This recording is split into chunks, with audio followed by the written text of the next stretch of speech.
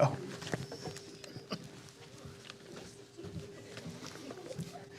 Good morning. Good morning. And welcome to worship with the Unitarian Universalist Church of Ventura. I am Pastor Erik Hegseth, minister here at UUCV. I use he, they pronouns. And here we are. We are at the holidays. Welcome to everyone here in the sanctuary, and welcome to all of you on Zoom, wherever you may be. No matter how you got yourself to this place of sanctuary, whether driving, cycling, wheeling, zooming, stepping with care, or finding yourself exhausted in this holiday season, I am glad you have joined us because this is a community made of people with many beliefs, identities, origins, sexualities, and genders, and all are welcome here. All right, announcements. Yesterday we had the longest night memorial service for the unhoused who have passed away in Ventura County in the last year. That is happening again today in Oxnard. So if you wish to attend, it is at 3:30 and at Plaza Park in Oxnard, not the one here, obviously. December 24th, we're going to have an all-ages service with carols, followed by social time in Berg Hall for a couple of hours, maybe 90 minutes. And that will be at 5:30 on the 24th. The 24th at 8 p.m., which is when I am going home, and midnight on the 1st, will be a slow week here in the office. If you come looking for Jen or I in the office, we probably will not be here.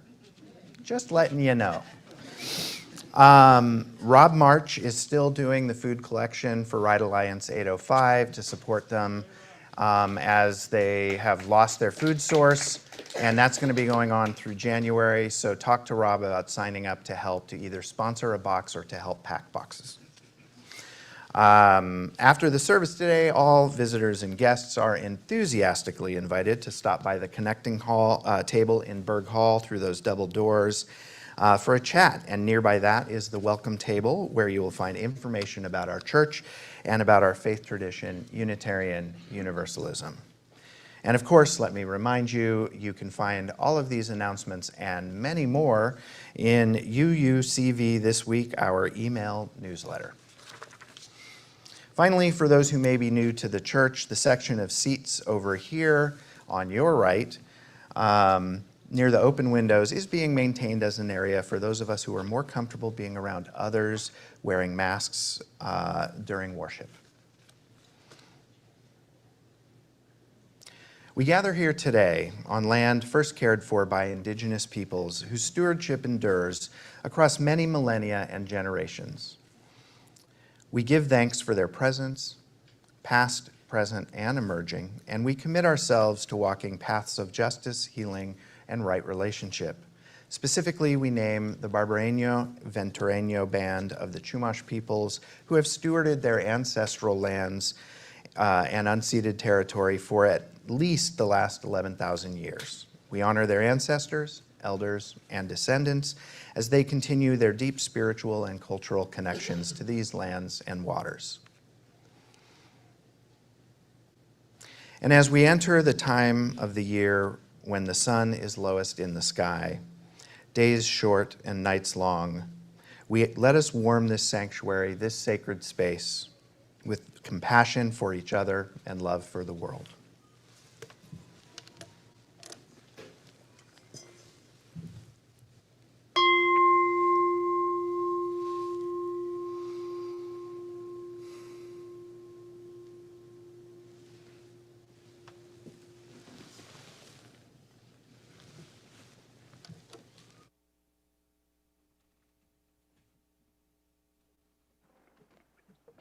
Good morning. I am Worship Associate Ryyn Schumacher, and we invite those who are joining this service at some other place or time to light a chalice or candle, as Pastor Erik is assisted by our young people here, Isaac and Loretta, in lighting the chalice of our free faith in the sanctuary. All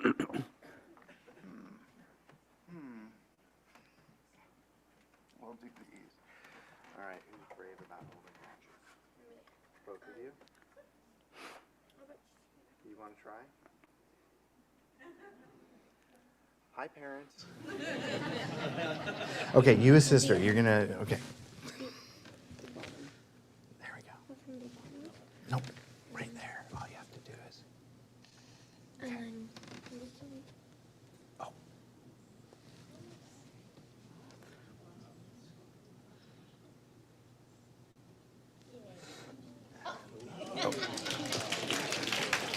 Oh, right here.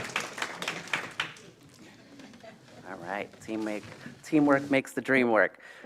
May the shared flame connect all of us near and dear to our hearts. Our call to worship this morning is on the Filipino tradition of Pasalubong. The people of the Philippines are often known for our generous hospitality. Be it with strangers, with family, with friends, with loved ones, we express our love through acts of service and gift giving. For example, when it's someone's birthday, it is normally Filipino tradition that the birthday celebrant be the one to treat all of their friends and family. Yeah. Comparatively to other cultures where it's the other way around, where the friends and family would treat the birthday celebrant, this is a reflection of how Filipinos often want to share our blessings with those who we love. And so another example of this concept is pasalubong. Pasalubong means a homecoming gift. So when someone leaves the town, our hometown or their family, it is tradition that when you come back, you have gifts for all of your loved ones. When in other cultures you buy a souvenir for yourself to remember the trip, pasalubong are gifts for family and friends and loved ones to gently acknowledge in an unspoken way that I love you so much that I thought about you during my time away to buy you something. Whether the pasalubong is as small as a trinket or a foreign snack or as extravagant as a Louis Vuitton purse or an Xbox video game console, this age-old tradition of gift giving from a foreign land often leads to storytelling, with the whole family and even the whole town gathered together. Each gift has a story of adventure and how one navigated through the world outside of their home country. The tradition has been practiced for over 1,000 years, with roots from the indigenous people of the Philippines pre-Spanish colonialism. The superficial interpretation of pasalubong holds the myth that abundance comes from accumulation. Rather, a deeper understanding of pasalubong is the gift is never just the object itself. The gift is the care, the memory, and the intentionality behind it. In a world that so often tells us that we never have enough, pasalubong points us towards a deeper truth. While we may not have much, we have an abundance of love, which is reflected through the thoughtfulness and in the simple act of remembering one another. So as we gather today, let us open the time of worship as a shared gift of homecoming, a sort of spiritual pasalubong as we give each other this morning a sacred space of love. And with that spirit, I invite you to center yourself, to breathe, and to enter into our worship together. Good morning, y'all. Hi, I'm Zach Spencer, and I welcome you all to Rise in Body and Spirit as you are able, as we sing hymn number 1012. Who's done this one before? We're unfamiliar with this one, so we'll go a little bit under tempo so you can catch all the words.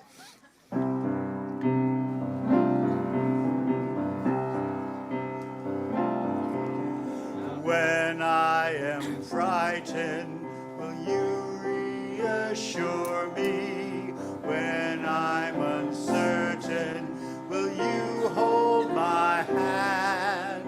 Will you be strong for me?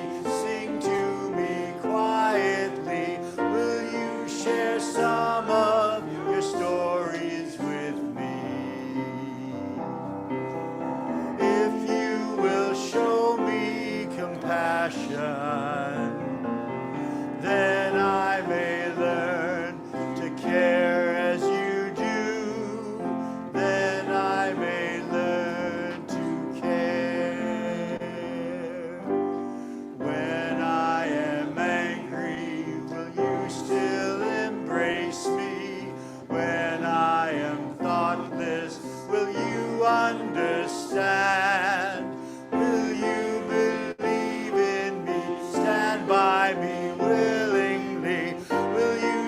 share some of your questions with me. If you will show me acceptance, then I may learn to give as you do. Then I may learn to give. When I am troubled, will you listen to me?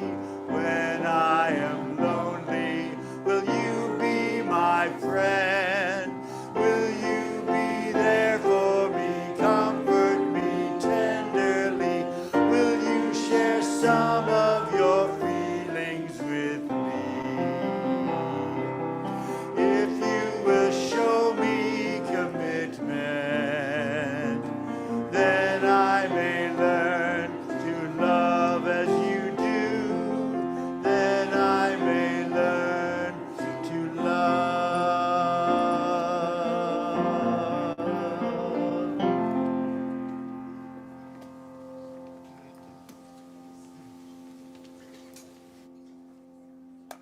And now I'd like to invite all of our young folks or at heart to join me for the story. As they come forward, they will gather your non-perishable food donations and other things for Ride Alliance 805 and Poder Popular, supporting our immigrant neighbors. Our youth will bring the offerings forward to the basket up here at the front as we read the story. From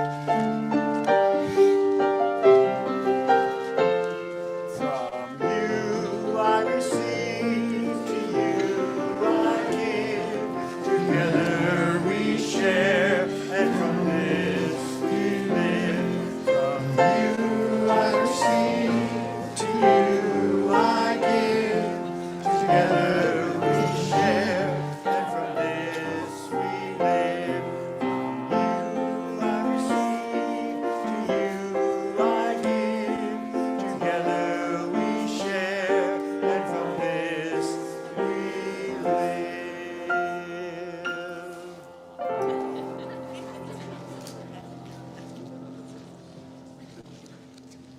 All right, it's taking a full 2 verses now to get you all seated.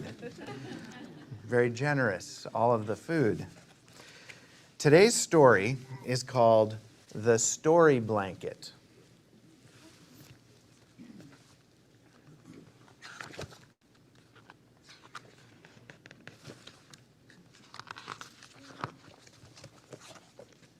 Okay, here we go. Deep in the snow-covered mountains was the tiny village where Baba Zara lived. The children loved to settle down on Baba Zara's big old blanket and listen to her stories. The blanket's a little like this. One day, Baba Zara noticed there was a hole in Nikolai's shoe. When the children left, she decided to knit Nikolai some nice, warm socks. But so much snow had fallen that winter that no one could get through to the village to deliver wool yarn. How could she knit warm socks without wool? Every question has an answer, said Baba Zara. I just have to think of it. She poured herself a glass of sweet tea to help her think. Before she had taken 3 sips, Baba Zara knew what to do.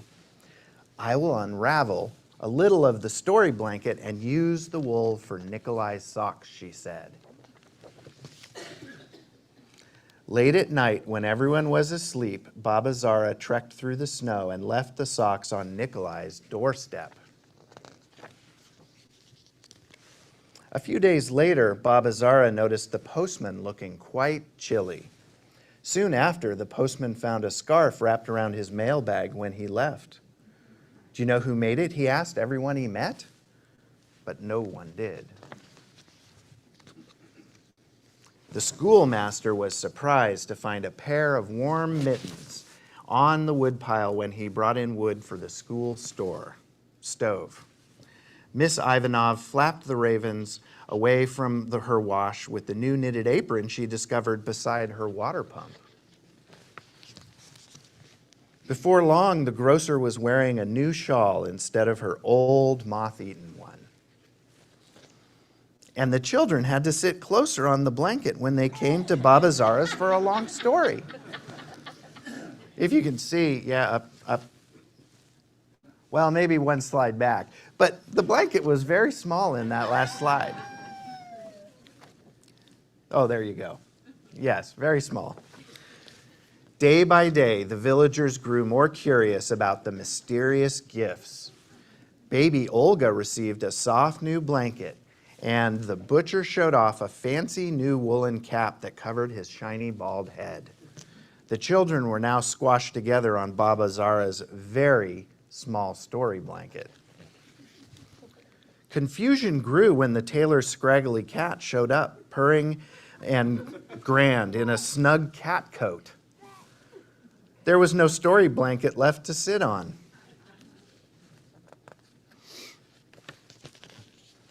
The villagers asked the mayor to help them solve the mystery. You know what Baba Zara always says, the mayor replied. Every question has an answer. When the children saw the socks, the scarf, the mittens, the apron, the shawl, the cap, the baby blanket, and the cat coat all together, they shouted, "It looks like Baba Zara's old story blanket." "Aha," said the mayor.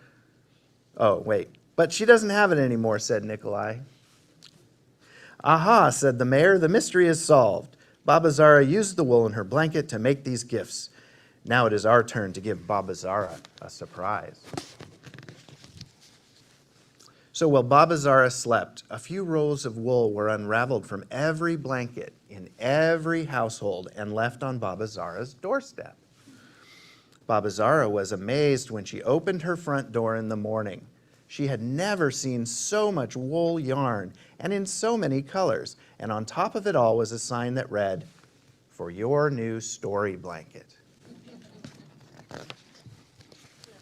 The next time the children went to Baba Zara's for a story, there was a colorful new blanket to sit on and a tale about a village where everyone shared with each other.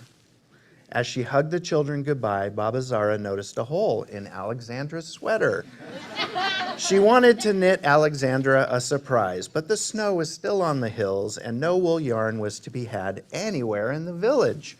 Baba Zara knew that every question had an answer. She looked at her new story blanket and smiled.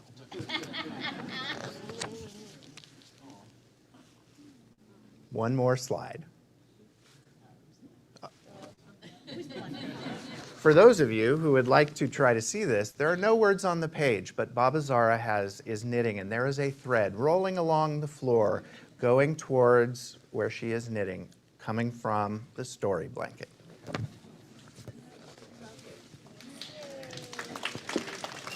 Now let's sing our children out to their wisdom exploration classes. If you will rise and face the center aisle, form a bridge of love for everyone to pass under.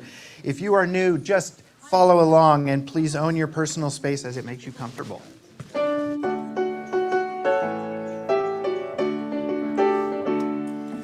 hold you in our love as you go. May your heart be at peace as you go. Nurture the spark of your precious life. We hold you in our love as you go. We hold you in our love as you go, as you go. May your heart be at peace as you go. Nurture the spark of your precious life. We hold you in our love as you go.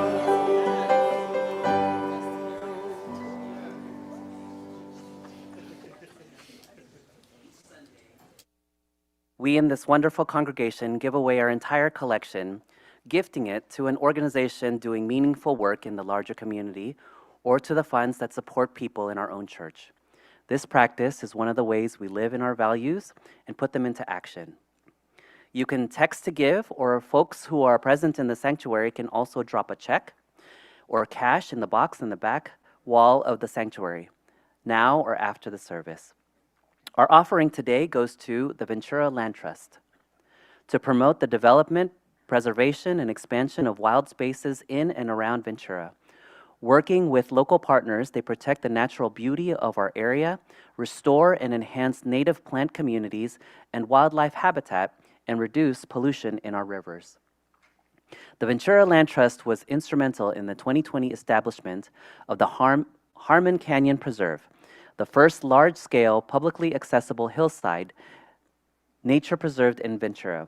It is filled with beautiful oak groves, coastal sage hillsides, tree-lined creeks, expansive scenic views, peace and quiet, and it's free for everyone to enjoy from dawn till dusk every day. Next year, the Trust is planning to open the Ventura Hillside Nature Preserve, a 1,645-acre property that is the backdrop of historic downtown at Midtown Ventura. Please help Ventura Land Trust continue this work by giving generously, as you always do.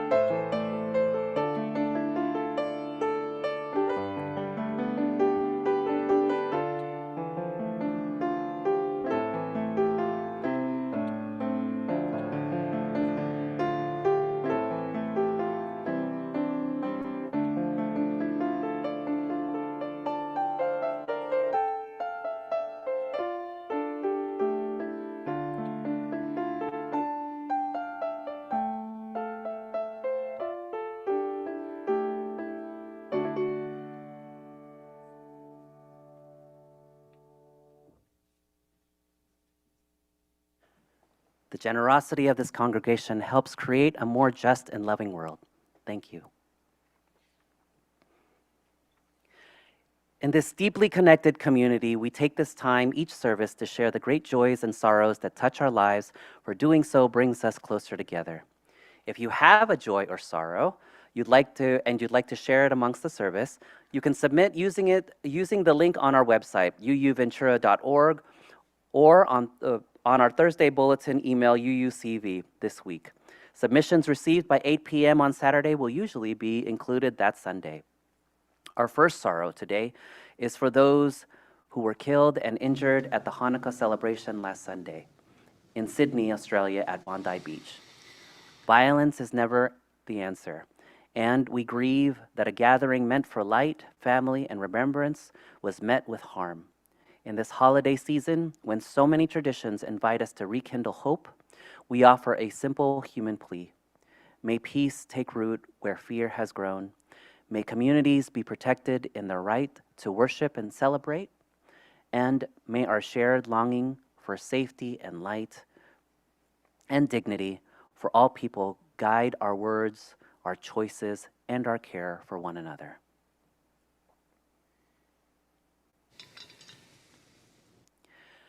Now I invite you to speak into this gathered church, whether here in the sanctuary or writing into the Zoom chat, and names of those who you wish to celebrate, memorialize, or bring into the loving embrace of this beloved community.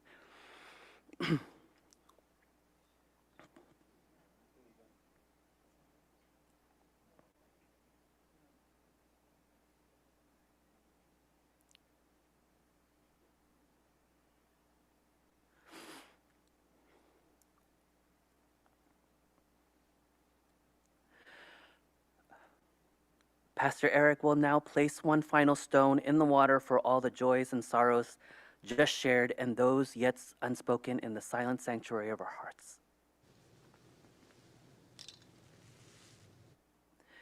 May we be grateful for all that sustain our lives, including the ways in which we are here to support one another in times of joys and sorrows.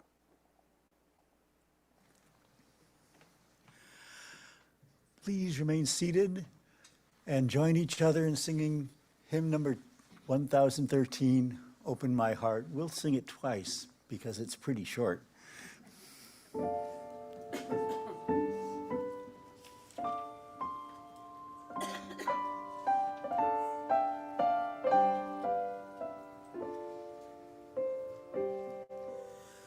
Open my heart to all that I seek. Let me be part of the love you give. Open my heart to all that I seek. Let me be part of the love you give.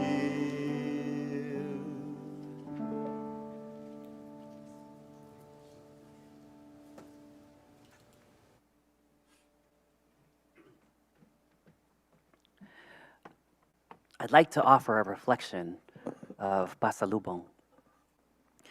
After immigrating from the Philippines to the US at a young age, my first time going back to the Philippines was when I was a teenager. Over a decade has passed at this time, and I was excited and nervous to see my relatives again. Weeks before the trip, I remember our living room was filled with giant 18 by 18 boxes. In a Filipino household, they are often referred to as balikbayan boxes. And balikbayan means returning to the country. And these boxes are nothing special. They're literally looking like that. The balikbayan boxes is in a Filipino household. We fill them up with pasalubong, and as I defined earlier, those are items and gifts from loved ones from the Philippines, or to the Philippines. So when I tell you that our living room was filled with these boxes, we practically couldn't move around them. And with my mom and my brother, my grandparents, and myself, there were 5 people going back to the Philippines, and each one of us was able to bring 2 balikbayan boxes back to the Philippines. And so 10 of these giant boxes were in our living room. Now, my family was packing everything into these boxes, essentials like shampoo, toothbrushes, and Spam, to the luxury items like perfume, beauty products, and Spam. It was beautifully packed to make sure that all the delicate items like Spam was protected at all costs. So I'm thinking, well, how do we carry all of these boxes to the airport on top of our luggage? Well, what a surprise. Why would we bring luggage when we can use the boxes as our luggage? So we ended up using our clothes as cushion, of course, for the Spam. And we can make sure that, all of our shirts and socks and jeans are all included inside the balikbayan boxes. Ever the resourceful ones were my grandparents and parents. So I'm going to skip the fun part of unloading and loading 10 balikbayan boxes at 2 airports with 2 elderly grandparents, which my grandfather was bound to a wheelchair. It was fun, pure chaos. And time came when we got to the destination in the Philippines, and in a few hours, the whole town was in our house.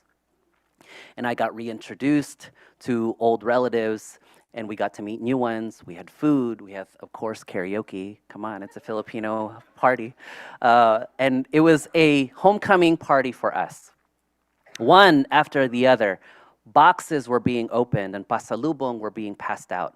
My mom and my grandparents gave gifts and told stories, and for about 8 hours, this was an 8-hour party. We had the whole day where we spent greeting and talking practically to all of the neighbors in town. It was beautiful, beautiful, seeing the faces of my family light up with each story, with each gift. The only drawback to this beautiful story was what happened the next day.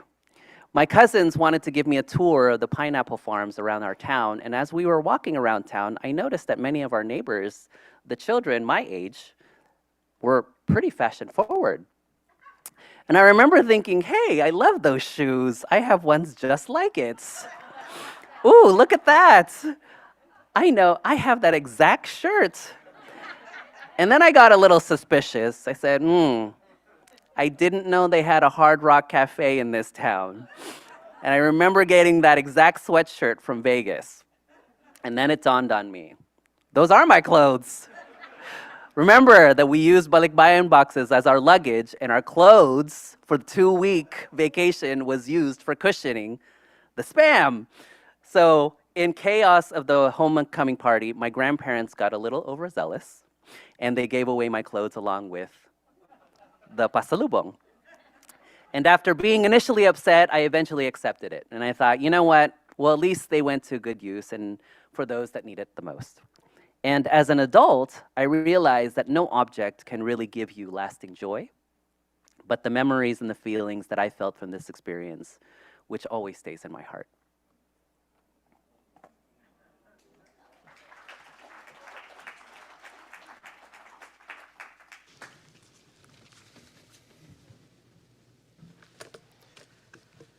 I invite you now into a time of meditation. I am going to ask you to hold what Ryyn said about Pasalubong and the balikbayan boxes in your hearts as you spend the next minute or two meditating. Place your feet upon the floor, close your eyes if you wish, and breathe in and breathe out, noticing your breath both as it comes in and it goes out. Relax in this moment and just breathe.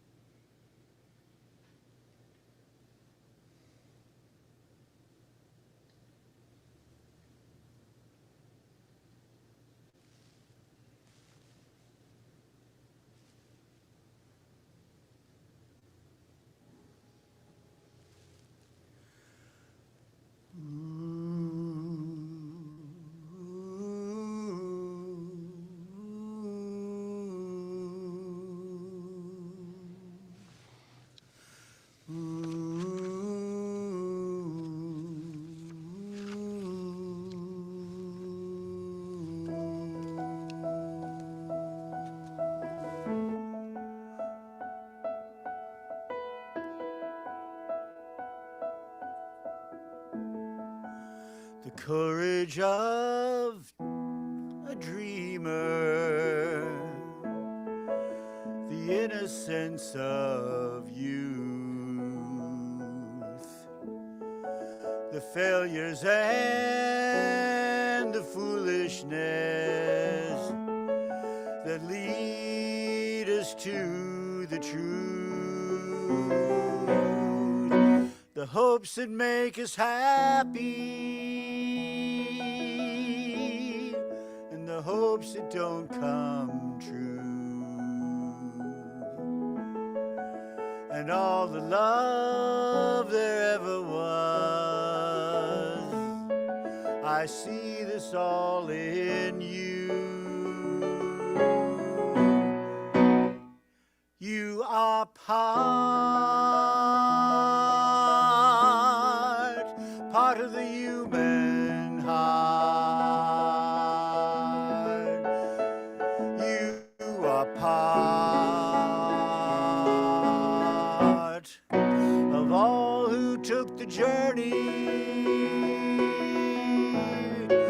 managed to endure. The ones who knew such tenderness, the ones who felt so sure, the ones who came before you, the others yet to come, and those who you will teach it to, and those you learned it from. You are part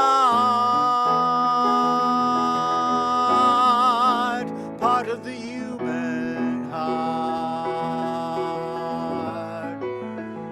You are part. This is the gift I give.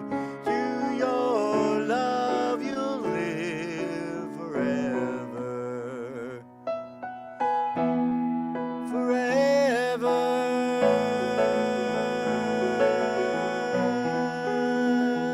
Forever. You are part.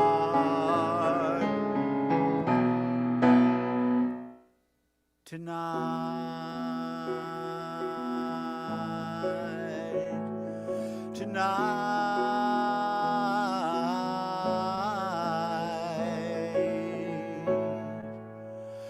part of the human heart.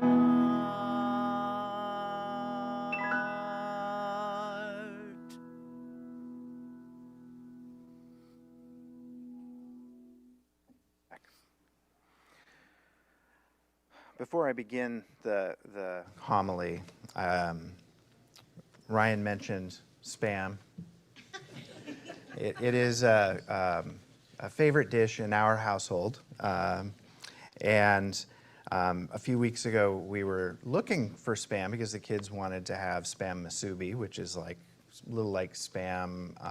Well, it's seaweed and rice and Spam. And we went looking in the pantry, and there was no Spam. Where was it? Balikbayan box. It was in the Philippines. So, as this wild year comes to an end, we find ourselves in the confluence of two holidays that both have to do with gift giving. While Hanukkah has not become the secular extravaganza of Christmas, both do have something to do with gifts in our lived lives, right? Hanukkah celebrates the miracle of the lamp oil that lasted far longer than anyone expected, and Christmas, of course, is about the birth of Jesus. Today's service, as you may have guessed from the title, is about gift giving, rather than about the spiritual roots or the celebrations of either Judaism or Christianity that happen at this time of the year. And anytime that we talk about digging up the roots of the Christian holidays, we'd end up talking about paganism as well.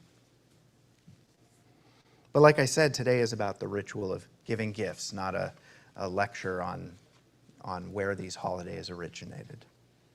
So Ryyn spoke about two things, one in the call to worship and the other in his reflection, that we're going to dive into a little bit. Through looking at the related Filipino concepts of Pasalubong and the practice of sending balikbayan boxes back to the Philippines, we can examine maybe how gift giving works in general. And I want to be clear, I'm not talking about the physical act of giving gifts. You know what I mean? Like when you have to go to the store, you have to pick out the gift, you have to wrap the gift, you have to be in a last-minute panic if you included the gift receipt in the bag, or was it the actual receipt that you need to return things? You know, and then there's the awkward choreography of when we hand it to someone so it doesn't feel like we're making a scene and we just want it to be low-key. I'm talking more about the intentionality behind the gift. How gift giving can be something that comes from the heart, and how it can become something that feels like an obligation. How do we reconcile gift giving when it crosses a line, when it moves from a spontaneous act that makes us feel alive and generous, and something that truly comes from a place of caring and becomes something we feel we have to do for any number of reasons. This is not an academic question in December, at least in the United States. That is a question that comes with receipts. It used to come with the calendar and the day after Thanksgiving, but now holiday decorations often compete with Halloween. It comes with relationships and family systems and unspoken expectations. It comes with old grief, and it comes with new love. It comes with the fantasy that the perfect gift could somehow repair what is tender or tense or unfinished. So, Pasalubong and Balikbayan boxes. As Ryyn described earlier in the call to worship, Pasalubong is often described as a homecoming gift, something you bring back for family, friends, neighbors, coworkers when you return from a trip. Apparently, all of your clothes.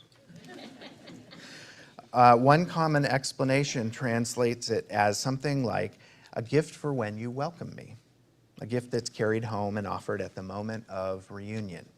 Another description traces it to salubong, to meaning to meet or to welcome, but this is really related more to an Easter ritual rather than the explicit pasalubong gift giving, and especially probably the Balikbayan boxes. And then there's the Balikbayan boxes, the big corrugated boxes Ryyn talked about that get shipped home. And it literally, as he said, points to returning home, to the country, to one's place of belonging.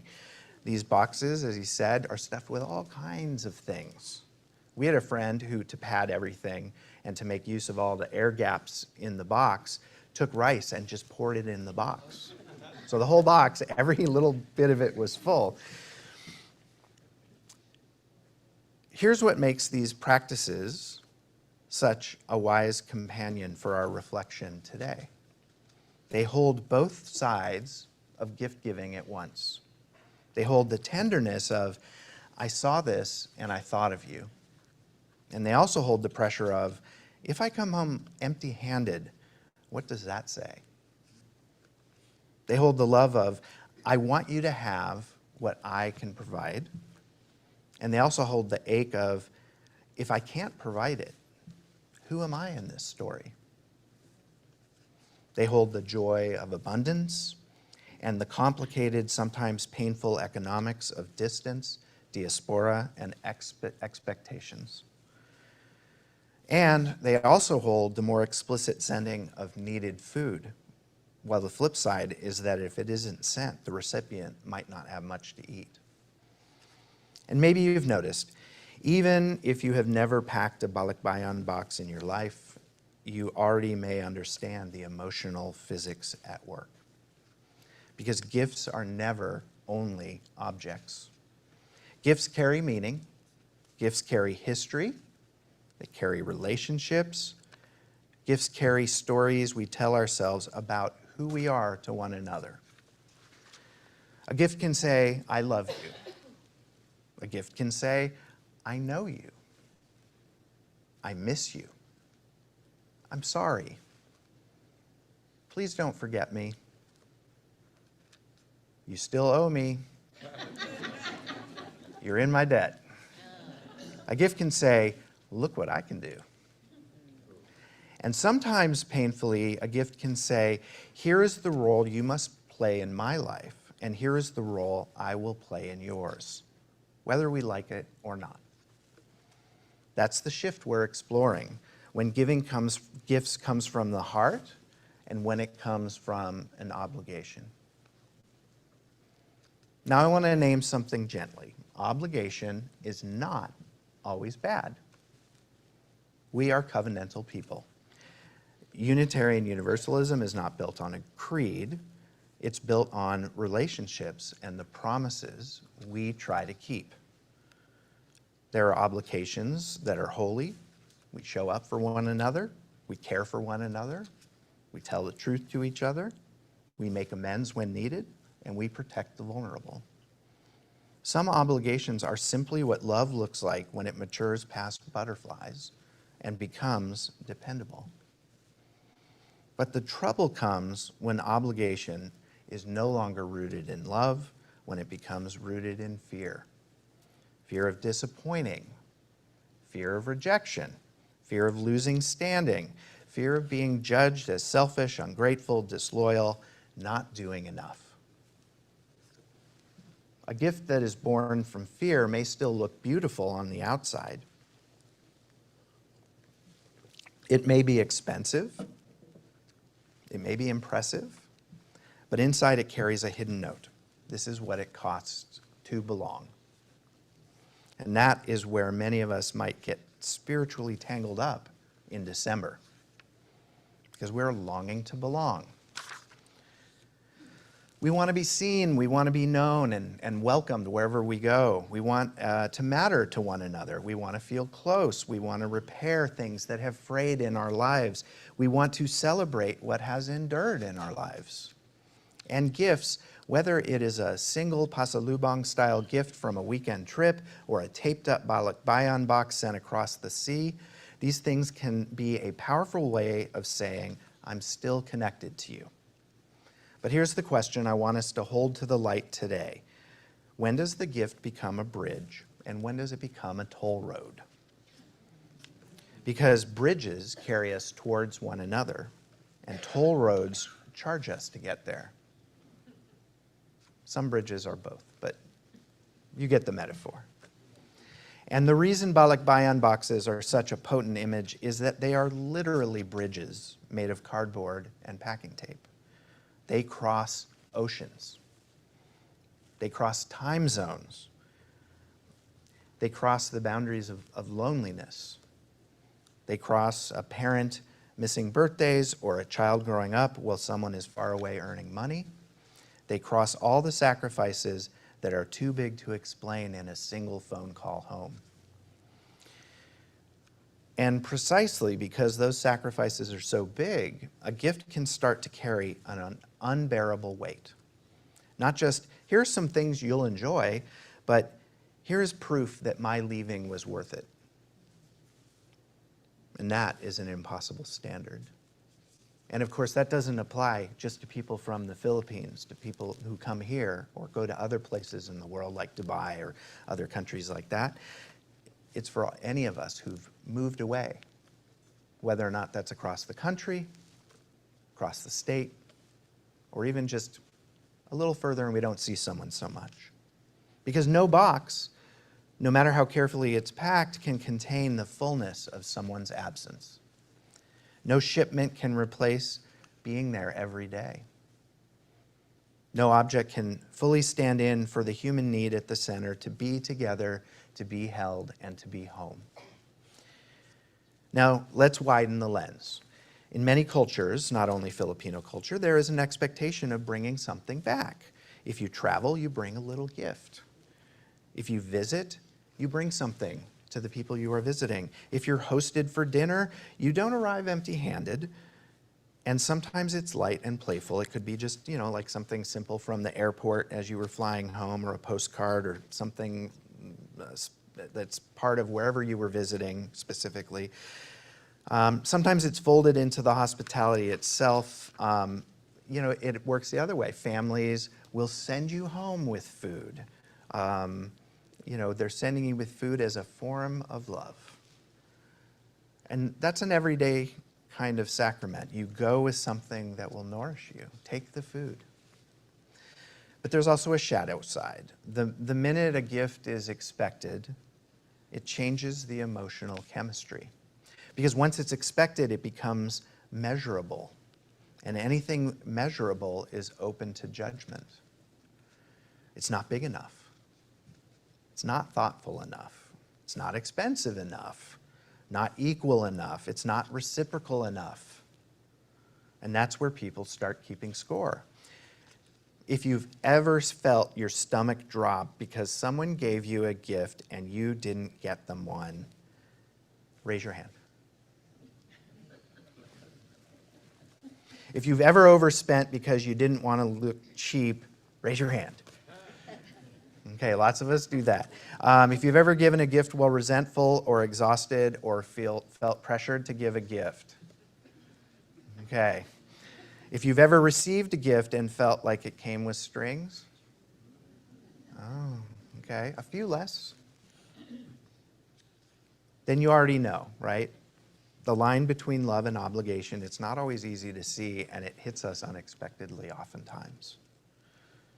So I have a guy who, he lives in the neighborhood, and he does odd jobs for people around the neighborhood.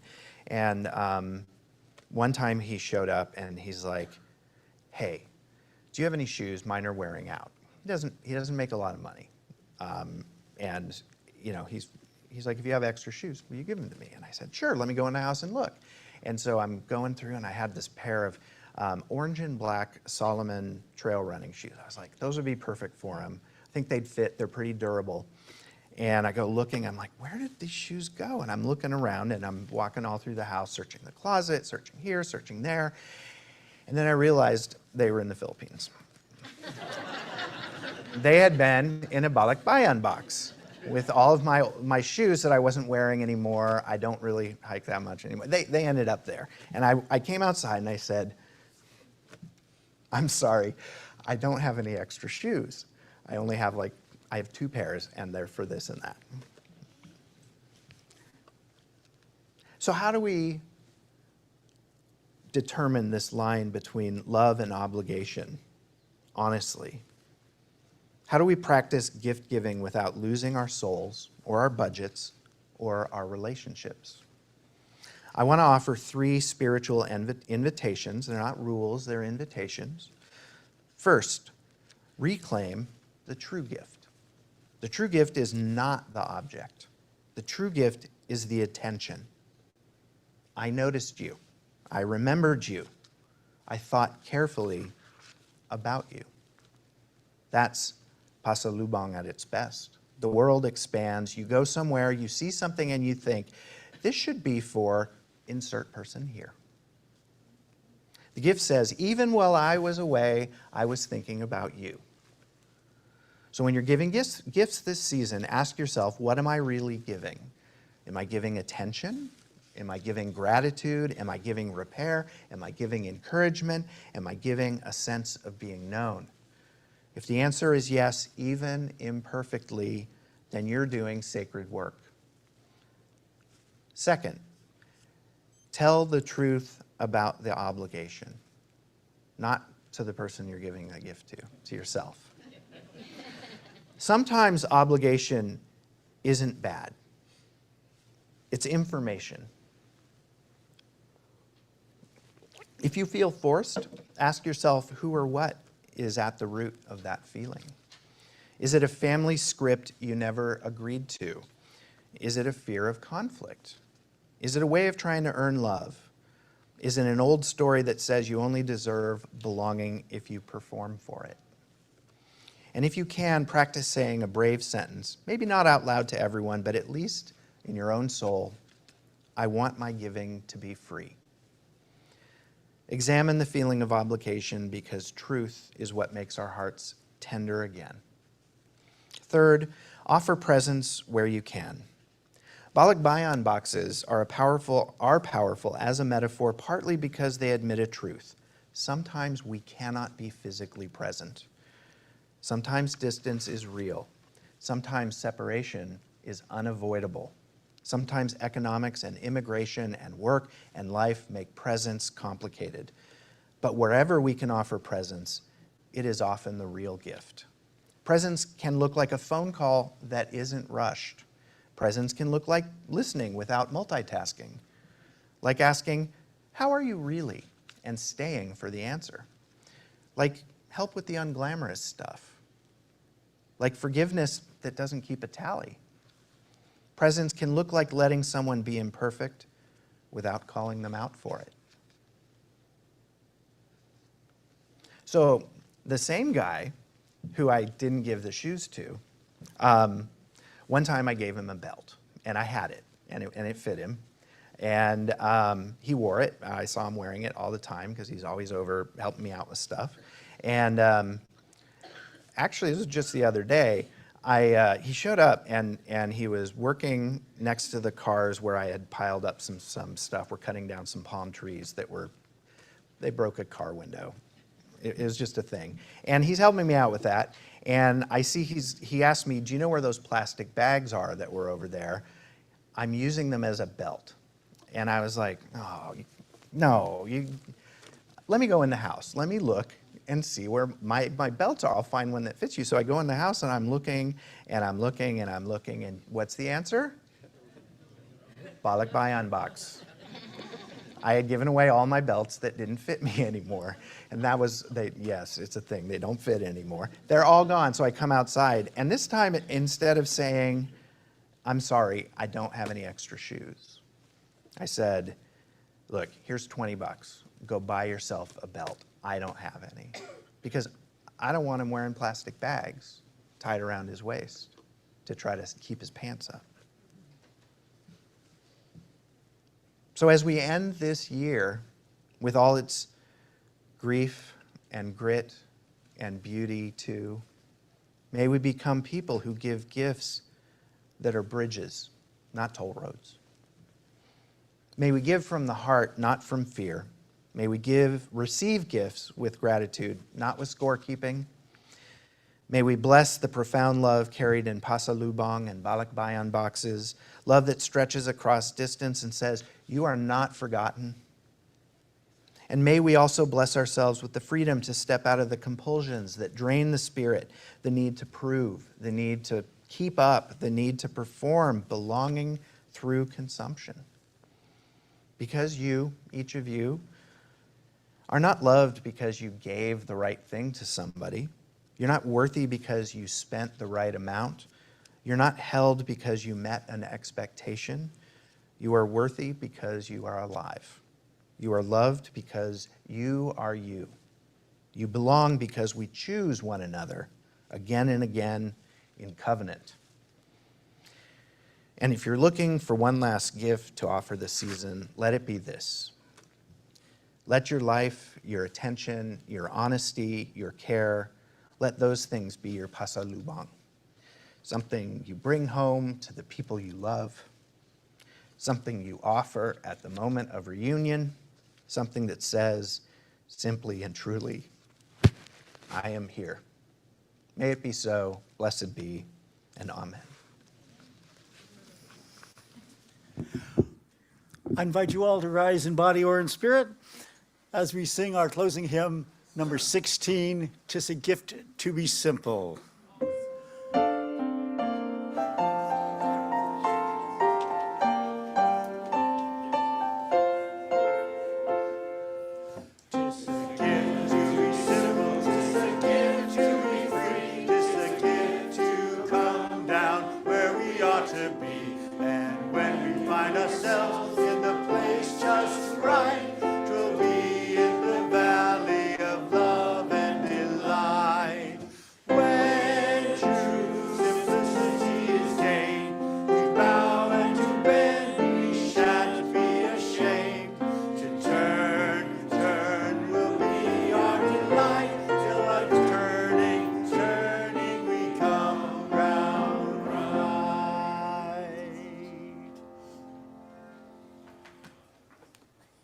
All of you here are in the sanctuary today are invited after the service for coffee and tea, bagels and conversation in our community room in Berg Hall. I remind you that you can also put your offering in the box in the back if you have not yet done so. And if you're a visitor, we invite you to stop by the connecting table for a chat, stop by the welcome table and where we have brochures about the faith and our information about this congregation. And now, please join me in reading the words on the screen as we prepare to extinguish our chalice and our chalice. We extinguish this flame, but not the light of truth, the warmth of community, or the fire of commitment, those we carry into our lives until we are together again. As you go out into the world this week, certainly a week with which in our culture here in America is all about giving and receiving gifts, I bring you back to the last 5 lines of the homily. Let your life, your attention, your honesty, your care, let those be your pasalubong, something you bring home to the people you love, something you offer at the moment of reunion, something that says simply and truly, I am here. Amen.